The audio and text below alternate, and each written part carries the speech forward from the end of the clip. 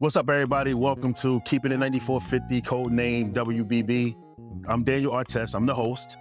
And normally I have my guy Kate out with me, but he's not with me tonight. But I got another special episode for y'all.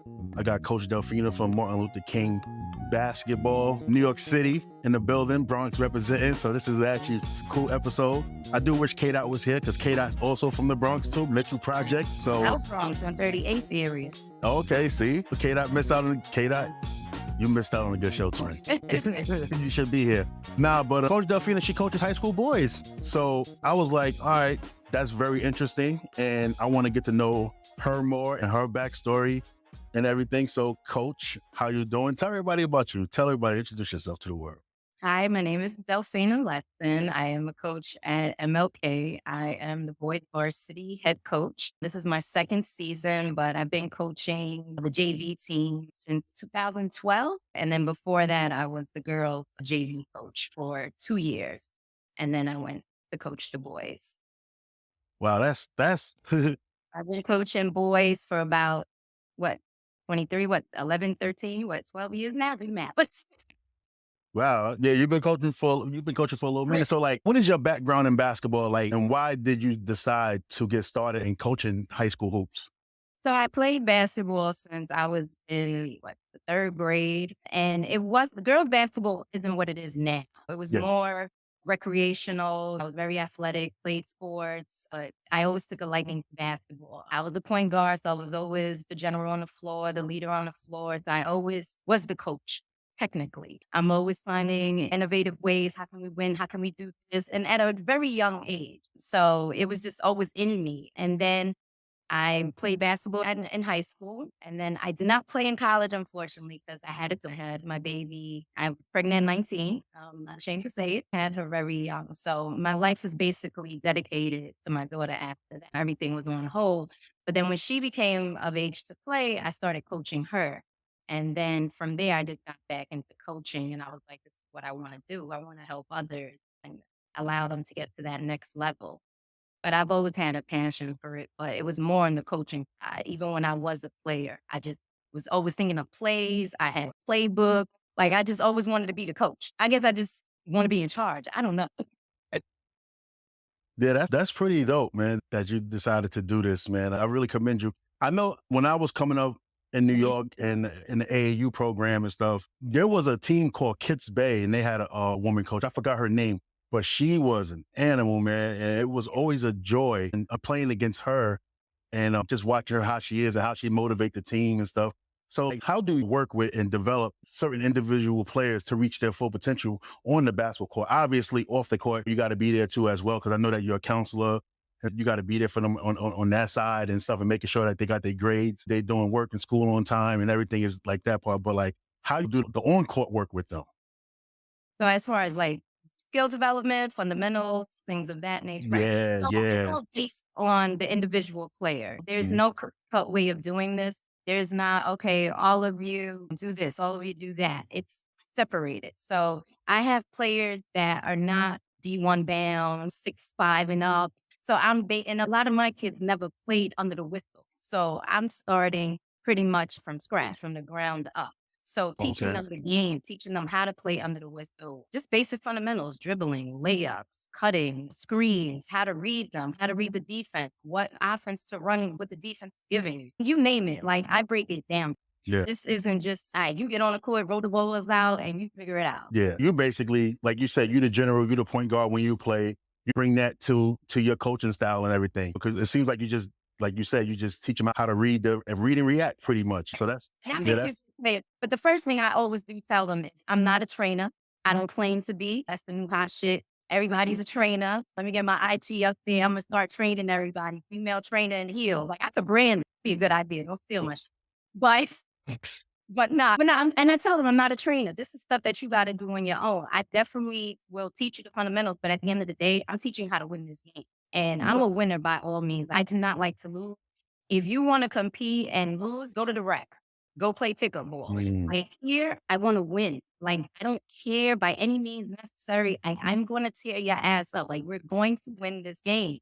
Like, you're going to compete. I want them to be dogs. That's it. Like, even if we lose, I gotta know that was a good L. Like, you did everything, 50-50 balls, diving, great foreland. Like, I bleeding. I don't care. You're gonna play.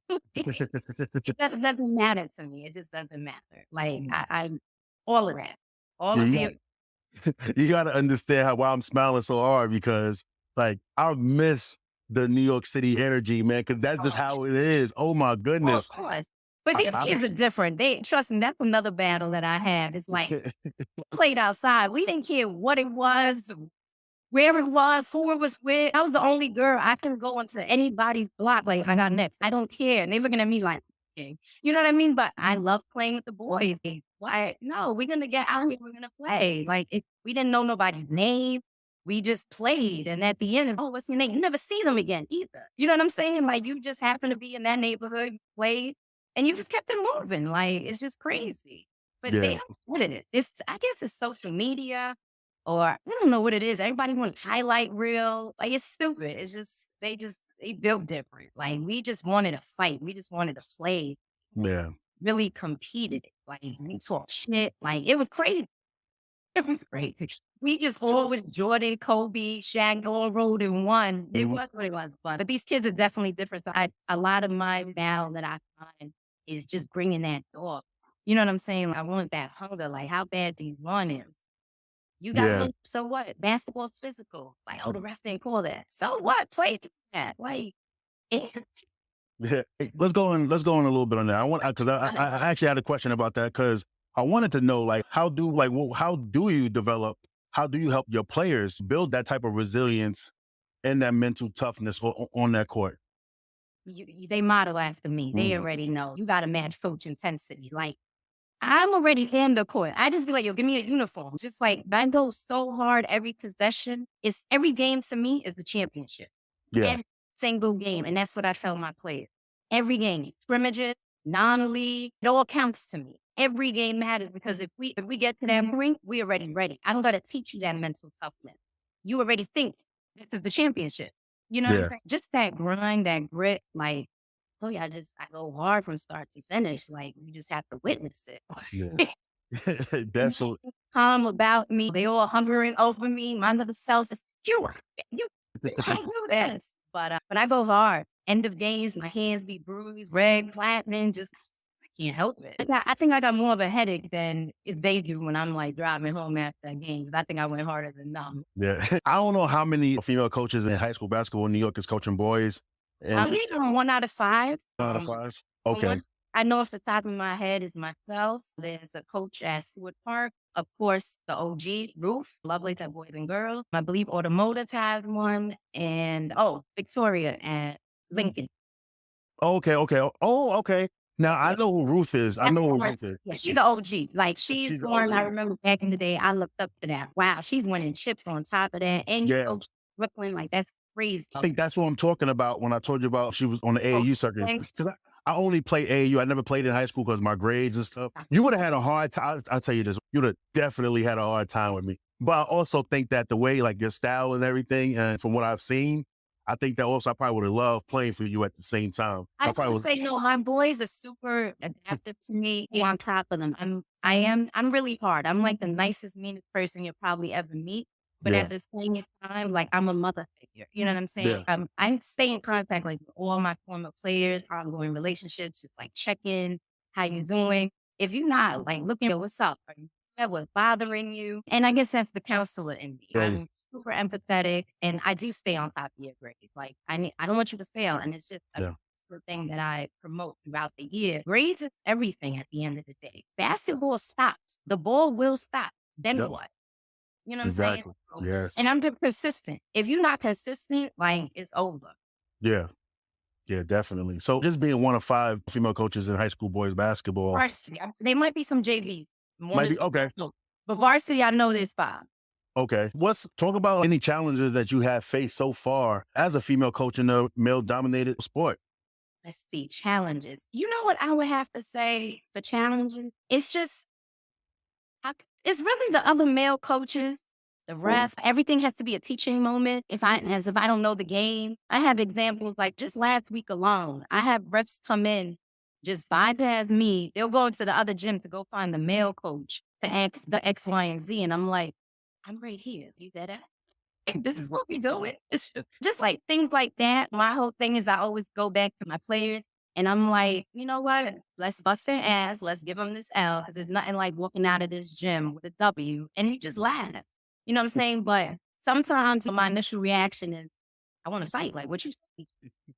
You can't. I'm glad we doing the show, man. I hate that it's been like almost a year in the making. We supposed to been do this. I'm so glad we here, man, because you are definitely a firecracker for real, for real. As far as like your coaching, not the training, but your plays and stuff, how do you adapt it over the years? How you evolved as a coach to stay current? Because like you said, basketball is not the same no more from when we was coming up.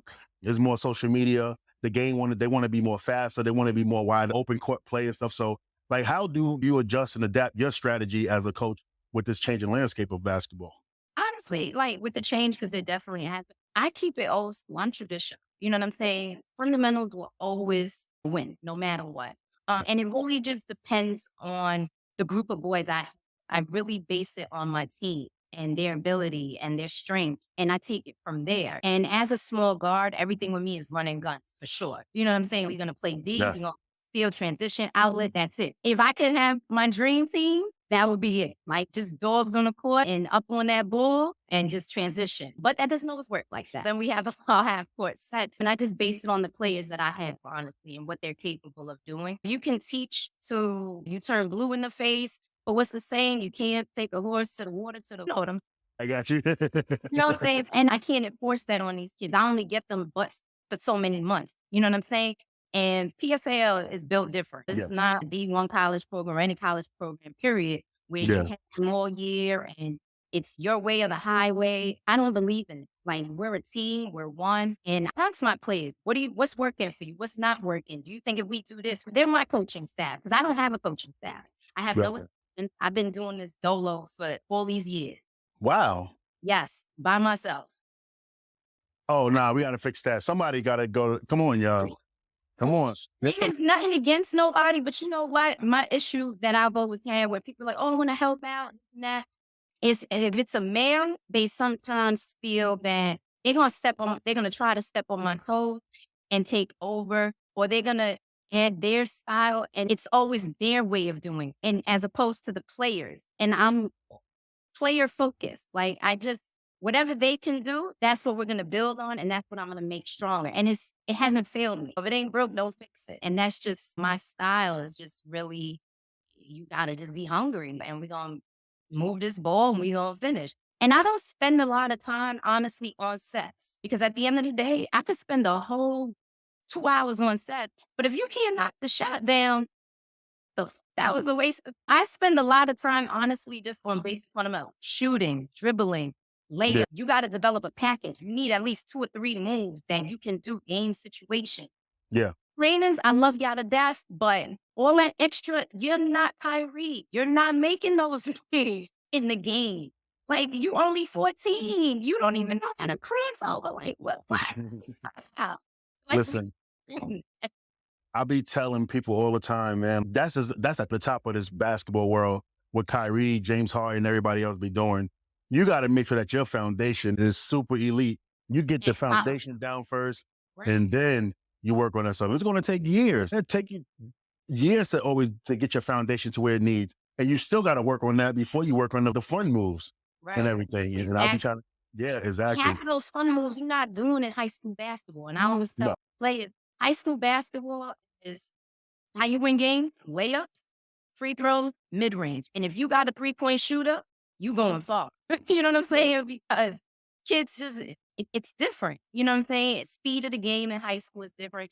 So as opposed to an NBA game, I'm just like, what are we doing? You'll never get that move off. And Yeah. Yeah. just Now, the time high school is in zone. Those moves are made for one-on-one. Like, that's man. It's very rare we're running man like that. Yeah. We can't even satisfy the damn zone. But Yeah. that's a whole nother topic.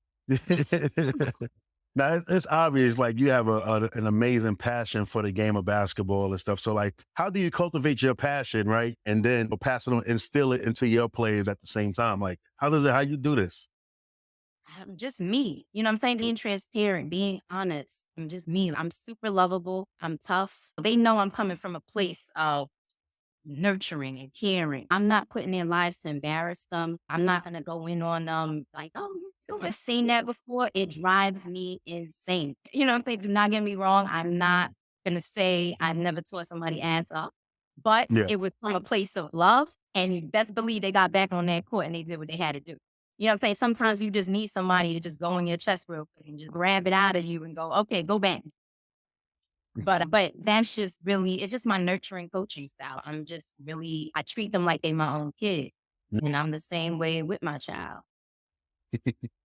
Yeah. Different. And I call like when I say these kids are my sons, you really Yeah. would think I birthed them. These are really my kids. Yeah. I I mean, done into fights, some protected them. Why y'all getting jumped? I'm driving back like where they at. You know what I'm saying? Like, we not doing that. But I don't play. I'm super, super passionate. Just not only about this game, but about my players and making sure that they're overall like just student athletes and just productive members of their communities and on to the next. yeah. So that's pretty much where this comes from. I really love it. Say that, but I really I need No, you. no, I feel the energy through the headphones and everything. I I'm definitely not too do. loud in your ear. That's No, good. You're good. No, you're good. Don't worry about it. You're good. You're good. So, like, you can share like a specific moment or accomplishment and from your coaching career so far that you're just particularly proud of. mm, proud. I think last year I would have to say becoming MLK's first female head coach, varsity. I was their first JV coach, but the move up was amazing. I was so ecstatic. And then I got to do it with my group of boys that I had since their freshman year. They were my JV, calling my sons, and they moved up with me. So to have the same group of kids, even though the pandemic, we missed out on a year, but we still talking throughout that whole year. Yeah. So it just never died. So I would just have to say last year was exciting. You had a group of kids that knew you like the back of your hand. They could mimic me better than I could be me. You know what I'm saying? They had me down to a T. I had them down to a T. And we had fun. We had a great record. We had a great run. We lost in the playoffs by 2, but it was fun. And I really enjoyed last year. Like I had some grieving moments this year. Oh my God, like they're really gone. Yeah. But I was proud. I was ecstatic to have done it with that group of boys. So I would have to say that was a proud moment for me to just step on to the next level, something I've been waiting for. I've always wanted to coach varsity and move up because I always had the JV boys and they always moved up. I wanted to move with them. They're like, Miss, you're not moving with us. I'm like, no, I'm sorry. So, what was So that reaction when you moved up and obviously your players moved up when you moved up with your players? Like, how they feel about that? oh, they was excited. I put that in the group chat. They was all types of emojis. Yes, miss. Like, we got this. And it was fun because they didn't have to start over with a new coach. You know what I'm Yeah. saying? It was we gonna do what we left off at. And their JV year, right before the pandemic, we had to win 7 straight to make it the playoffs. Oh wow. And these kids went 7 straight for me. And I played the same 5 because I only probably had 7 that year, I think. And maybe 8. And I think I had like, and yo, when I tell you hot and mouth, they was done by the end of it. Overtime with, they was me. You know what I'm saying? On the court. Like they had that energy, that passion. And it was a beautiful thing. So to move on to the next level, we're like, oh, 7 wins in a row. Pandemic happened. We did everything stop. And then we was like, this is our year. We're going to do it on the next level. So it was exciting. I would have to Yeah. say that's one moment I will always remember. I got to do it with the kids I 4 years that I love being around. That's what's up. That's what's up. Before we get you out of here, I gotta ask you, like, to share any advice or tips for young up and coming coaches that's trying to coach in the high school basketball ranks, especially in the PSAL in New York, which is a different beast in itself, which is probably one of the toughest conferences in the country, actually, that you're doing. I don't think that you don't understand the scope of what you got yourself into as a coach. As far like PSAL is a lot of talent. We talked about it, boys and girls, Lincoln, Grady, Bircham, and everything. South Shore, which came out of nowhere and got good. I didn't even know South Shore was Sheep's Head Bay is good. So what advice or tips you have for the up and coming, the next generation of coaches? For me, just go for it. You know what I'm saying? Show them, especially for female and you want to coach male. My whole thing is show them because you'll be surprised you better than most out there. And you realize you a gem. And you got to always stay 10 toes down no matter what. And that's just my whole philosophy. This is what I do. This is what I love. And I'm going to go hard no matter what. I don't care if I'm in the B division, double like a game is a game. You know what I'm Yes. saying? And we're going to play. But my advice is just gotta stay 10 toes down. Hold your own. Don't back down. Don't let nobody tell you otherwise. I'm sure a lot of people don't like me for it because I'm gonna speak my mind. I'm gonna say what I want. I could care less. You feel how you feel. So Yeah. I just laugh. I laugh at everything. 'Cause that's all you can do is just laugh at it. Yeah. This is probably one of my favorite episodes I've ever done so I far. I ain't thank gonna you. lie. Thank you. I think we're at 140 right now. This is definitely in my top 5. I ain't gonna lie. I mean, it just felt just love the New York energy, and I hardly get to do this. I know one thing that I know you had asked me before was like, what's one like unique thing I find about coaching men? Yeah, yeah, And I just wanted to put it out there. It's something that it's like one of the one things that I can honestly say that I go, should I be doing that? You know what I mean? And it's because I feel that like our young boys, especially in the New York City area, they need a male role model. And biologically, clearly, I'm not a male. So I can't help them from that perspective, how to walk in the shoes as a man. How would a man handle certain things? Or what would they do? So sometimes in the back of my mind, I'm just like, I wish that I don't know if I guess it makes me wonder, am I 100%? You know what I'm saying? Am I coming through? If I was a male, could I help them that extra 110%? You know what I'm saying? So I just think that would be like, that's a unique challenge for me. That I just feel that I'm not a male. And a lot of our boys need a male figure. They need a male role model, that male supportive figure. I support them 1000% in yes. any every way possible. But there's always going to be that moment. I'm not a man. Men need men. You know what I'm saying? I'm not a dad. I don't know what that entails. But then at the same time, look at it as love is love and support is support. And I'm going to give it to you, male, female, however you want it. Yeah. But I would just have to say that's the only thing that I would feel like unique for me. I don't go in the locker room. Yeah. I go in there just teaching them certain things when they have those bad days or their emotions are running. I can be that nurturer from a mother perspective. But what would dad do? What would a man do? So I just want to get your take on how do you feel about how I feel. I feel like you shouldn't sell yourself short. You're doing an amazing job, actually. Thank Even you. though you think that they need a male role model and stuff, which, all right, cool. But I also think that what you're doing right now, if a man wanted to have the Martin Luther King job, he would have had it. You know what I mean? I don't know how the process went of you applying for the job or whatever. But if somebody wanted it, somebody could have had it. You know what I'm saying? So Got it. yeah, you stepped up, and from this conversation, I could just tell. And then from what I see and how you are on social media with the kids and stuff, and they interact with you, they love you. You know what I'm saying? So I love them too. yeah. So I just think that you should just continue on just being you and helping these kids get to whatever level of basketball that they want to get, whether it's D1, D2, D3, JUCO, NAIA, it doesn't even matter. What you're doing is your part in this world is making these boys, you turning them into men. Yeah. You're still reaching out to them, to your players that's not there with you no more, that moved on in their life and stuff. They probably tapping back in with you. You should realize what you're doing is a very special thing. And I commend you for real. You know what I'm saying? You doing the thing right there. Thank So don't, Yes, no, that's really like one of the only things yeah.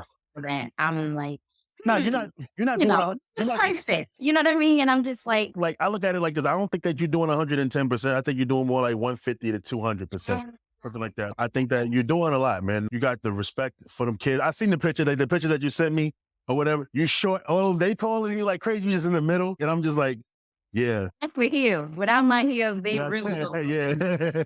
Exactly. But you got,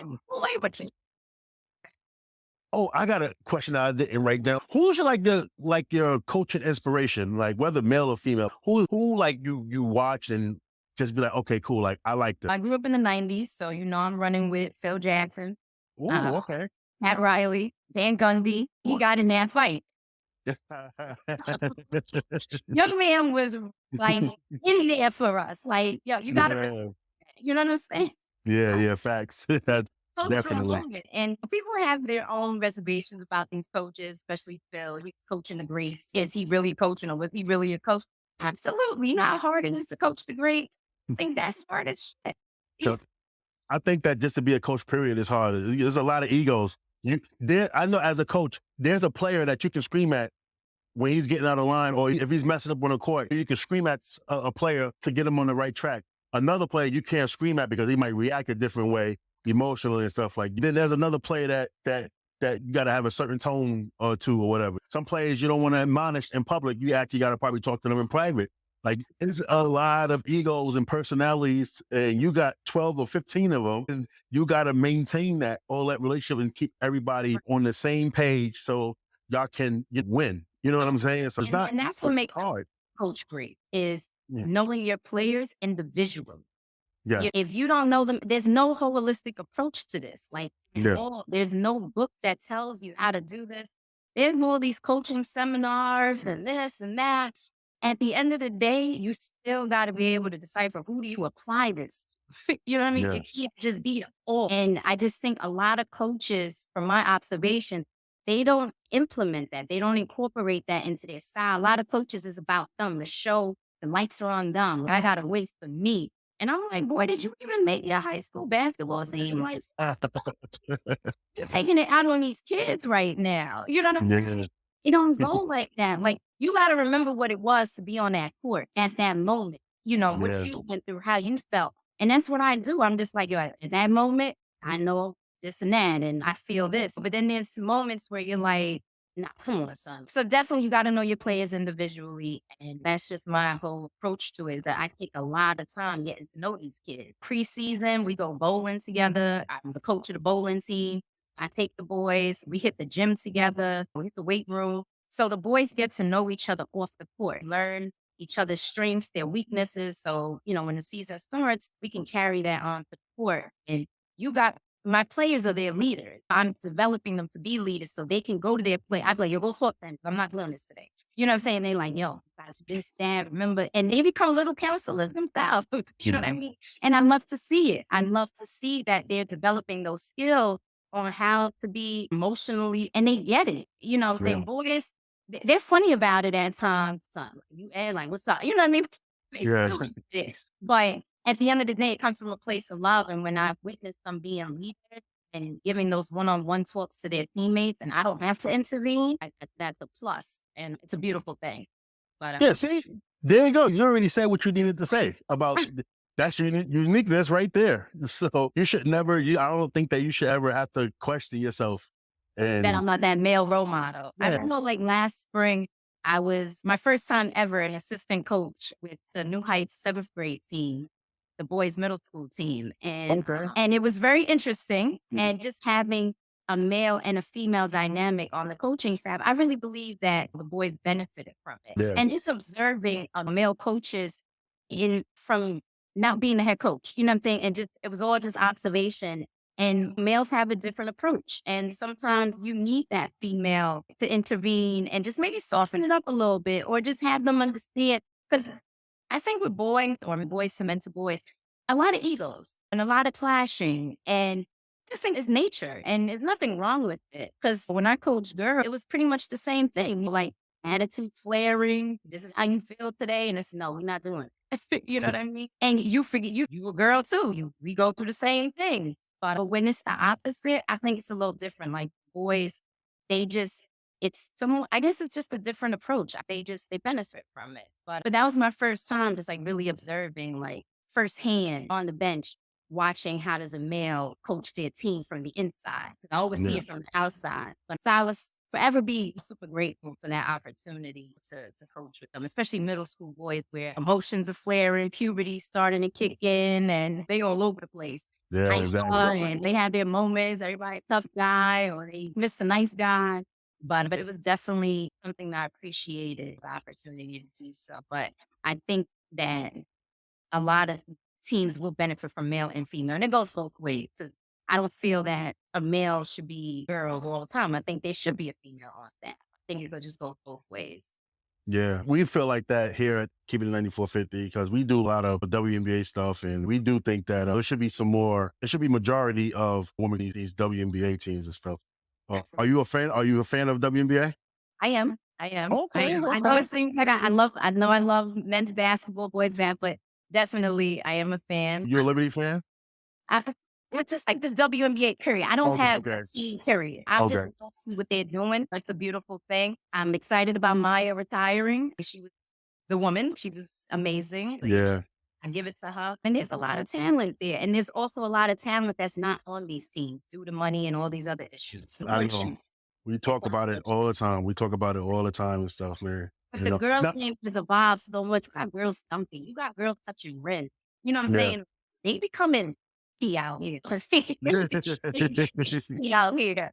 Like girls didn't look like that back in the day. You know what I'm saying? I'm definitely a fan, but I do tend to watch the male game just a little more only because I'm immersed in, you know. And we tell people all the time, it's cool, watch what you want to watch and stuff like that.